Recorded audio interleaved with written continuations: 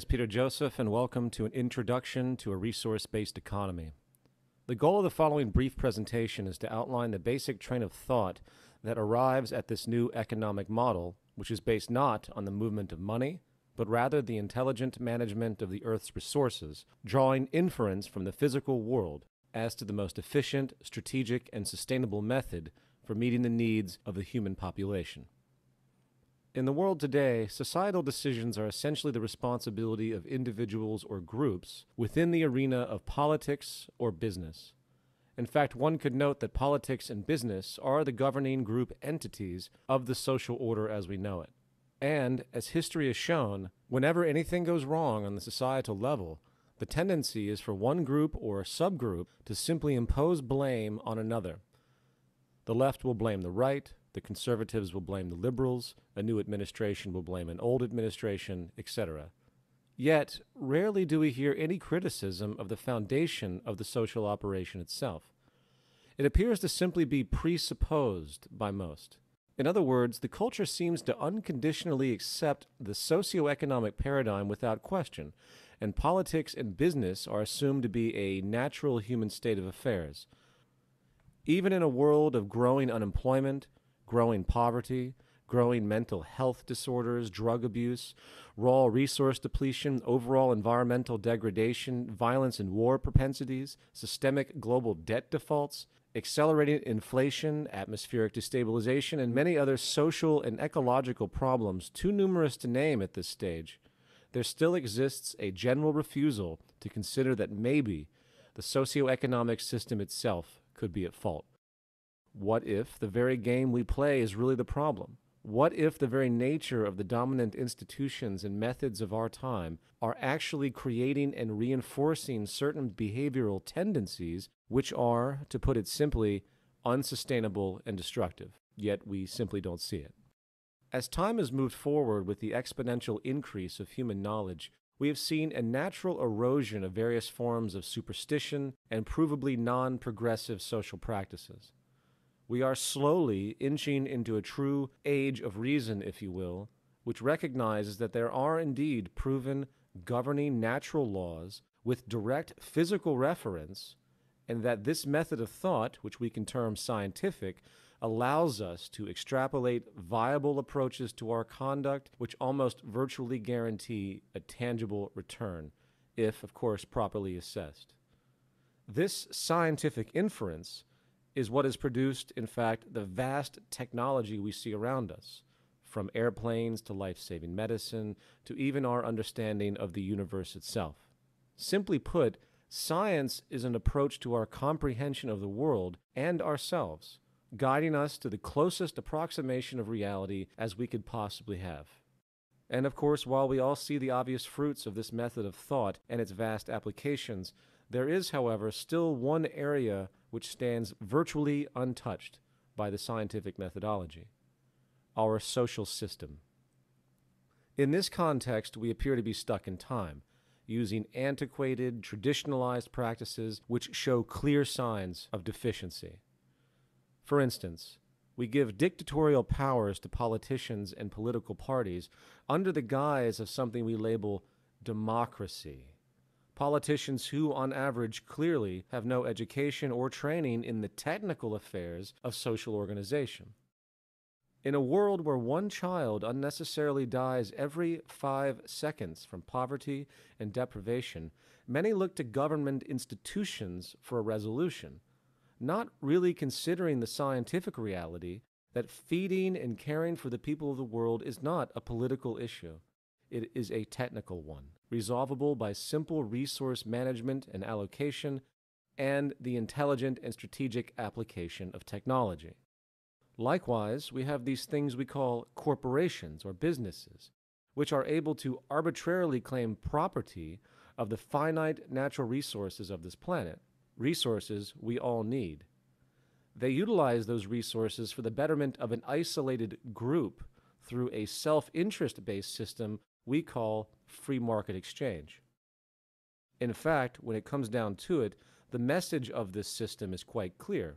Either you submit to this game of differential advantage and self-interest, or you simply do not deserve the right to live. You must earn your right to life on this planet, if you will, which, to a thinking mind, is clearly a pseudo-totalitarian construct to perpetuate one group or class over another. Yet, again, this inhumanity goes unnoticed, for it is structurally built in. We are born into this system, and we are groomed to think it is a natural fact, an empirical way of life.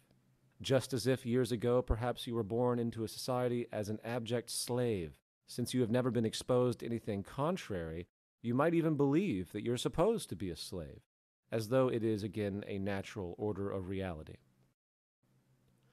And if we couple that fact with a monetary system based explicitly on debt, which, unannounced to most, mathematically guarantees that a subclass of the human population will always be deprived, we begin to see that we live in an advanced variation of feudalism and nothing more.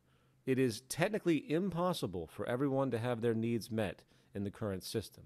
The economic game of differential advantage simply isn't designed to allow everyone to live and prosper. It is a win-lose system, regardless of the state of the natural world and what we are able to produce and technically accomplish. Put succinctly, our economic system is completely decoupled from natural processes of the physical world, a characteristic which can only lead to further problems if a radical shift away from these outdated assumptions is not commenced. So, let's now take a large step back, putting aside everything that we might have been taught about our social constructs, and consider the following question. What are the immutable foundations of human health and prosperity, and how do we construct a system which meets those needs for the entire human population, understanding we live, of course, on a finite planet, while ensuring the sustainability of this habitat for future generations? To answer this question, we need to first consider the issue of human need itself. For eons now, philosophers have contemplated the nature of mankind, trying to find those human universals we all share. This, of course, is an ongoing debate with many speculations, yet when it comes to the arena of human needs, we do find a virtually universal set of commonalities amongst the entire species. Needless to say, if we do not get proper nutrition, food, air, and water, we will cease to exist over time. If we are exposed to substances which are chemically toxic to our biology, such as ingesting mercury or the like, we will likely get very sick. If we suffer a serious vitamin deficiency as a child, there is a predictable detrimental outcome for one's personal health, such as stunted growth or immunity problems. But as human sciences have progressed, we find that human needs do not stop at this basic, commonly observed level. Humans are biopsychosocial organisms, meaning we are affected by our environment symbiotically in many subtle and often complex ways. For instance, if a mother in the late stages of pregnancy suffers extreme emotional stress, flooding her system with cortisol, a stress hormone, the nervous system of that unborn child could be predictably compromised in a negative way for the rest of his or her life, for the fetus itself technically is learning about what the world is going to be like. This also goes for infancy and early childhood as well, a critical developmental period where the organism is literally being programmed or adapted to the possible nature of the world they exist in, an impression which has been found to carry over for the entire life of that person in many ways. And if that critical period is met with negative stress, suffering, and pain, that child's development could possibly evolve into predictable tendencies of behavior, including propensities for addictions and violence in later life.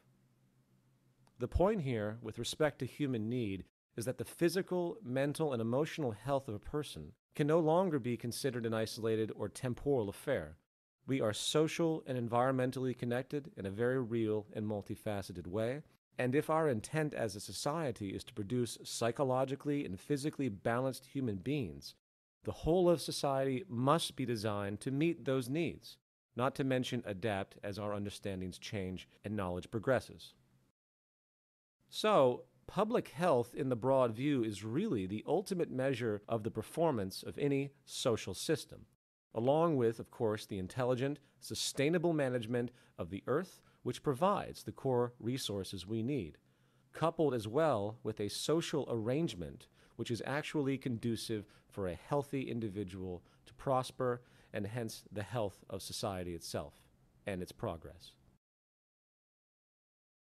So, given this basic understanding, how do we go about designing a society that actually supports the human species while maintaining environmental balance? This brings us to the concept of a resource-based economy. A resource-based economy is a direct response to this natural, physical, scientific understanding, inferentially derived to calculate how to best meet the spectrum of human needs in the most efficient and sustainable way, taking into account what actually supports us, which again is the symbiotic relationship of this delicate, providing biosphere we all share. From there, we are able to arrange society with very little need for human opinion, if, of course, our collective goal is to maximize our sustainability and economic efficiency. The system that we describe is self-generating. It is self-evident once these parameters are assumed. There are three dominant economic considerations which need to be considered immediately: resource accounting, dynamic equilibrium, and strategic design. As far as resource accounting, we live in a virtually closed planetary biosphere with a set of mostly finite resources at our disposal. Given this reality, the logic becomes quite clear as to our responsibility if we wish to allow our habitat to sustain itself for future generations and meet the needs of the current population. We must organize and account. Proper economic resource allocation really cannot be made unless we have a clear understanding of what we have and where it is in a complete, unified way. Eventually, this understanding will lead to what we could call the carrying capacity of the Earth, which is very important information. But this accounting, of course, is only the first step. We also need to track the rates of change and regeneration, where applicable. Here we have what we call dynamic equilibrium. The classic example of this issue today is deforestation. Trees have a natural growth rate and cycle, and if our use of wood exceeds the rates of natural regeneration, which is of course the case today, unfortunately, we have a problem, for it is by definition unsustainable. Remember, as an aside, the monetary market model requires as much consumption as possible to keep the growing population employed and the economy operational. This is, of course, simply ecocidal. Remember, a core requirement of a true economy is to economize, or be strategically efficient and conservative. Today we live in what could be called an anti-economy. And this leads us to strategic design. Efficiently meeting the spectrum of human needs on a finite planet in a sustainable way means resource allocation must be optimized strategically and, of course, conservatively. Today, this is not done, or you could say haphazardly done, through arbitrary monetary realizations. It is about what can be afforded by the producer and hence the consumer, not what the most scientifically efficient and strategic usage actually is. Not to mention the issue of longevity of a given good and the method to be used for its eventual breakdown, hence recycling. All of these elements need to be considered in the initial design without the interference of the market system and cost efficiency, which serve as inhibitors to sustainable design. Again, an economy is about increasing efficiency at all times. It is about doing what is most scientifically correct, not what some company can afford in order to remain competitive in the market model. We need strategic accounting, allocation, and design as derived from proven technical parameters that assure maximum efficiency and sustainability. Anything less is simply negligence. So, resource accounting, dynamic equilibrium, strategic design sets the basic underlay for this resource-based economic model. So, let's now continue this inference. Building upon these, we can then arrive at the following more specific organizational points. First, we need to move from a growth to a steady state economy. Dynamic equilibrium simply cannot be maintained in a growth economy, for constant growth is literally impossible on a finite planet. 2, we need a collaborative system, not a competitive one. Strategic design cannot be fulfilled when cost efficiency is in play. In fact, quite simply, monetary efficiency is inverse to technological efficiency. Number three, we need a planned, designed system.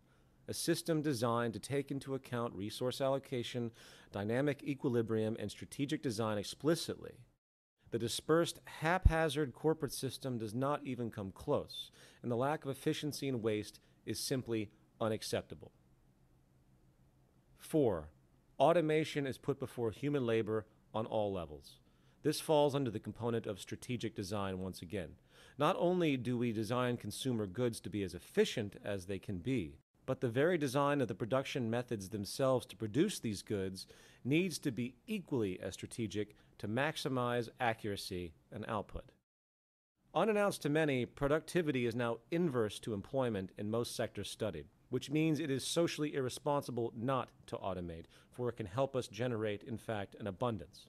And 5, we move from a system of property to a system of access, and hence the removal of monetary exchange itself.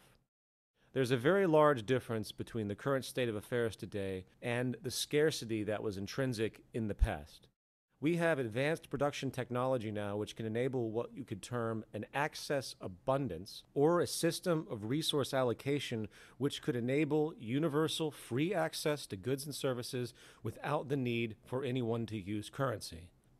Rather than having a property-based investment approach, value approach, which requires hoarding and, in fact, protection, we design a system of interchangeable access, like a rental or library system as we might see today. In a society where I, for example, might drive my car for only a few hours a week at most, does it really make efficient sense for me personally to store this vehicle where it will sit unused for probably 90% of the month? And if you extend that idea to the whole of the goods sector, the realization is that we can actually reduce production, create more efficiency, reduce the use of resources while, counterintuitively, simultaneously enabling more access of goods to the population when they need it. The term would be strategic access. Now, I know for many it's very difficult to think about an access-based society rather than a property-based one, given the materialism we have been groomed into, which serves to support the conspicuous consumption that perpetuates the market system and hence the demand for labor and everything else.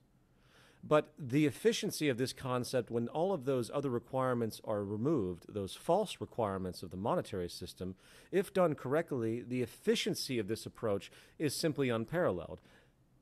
Demand could be dynamically tracked to avoid access shortages and overruns, and using the most advanced forms of automation and distribution technology, the convenience could far exceed anything what 99% of the world knows today, not to mention a reduction in crime as we know it by at least 90%.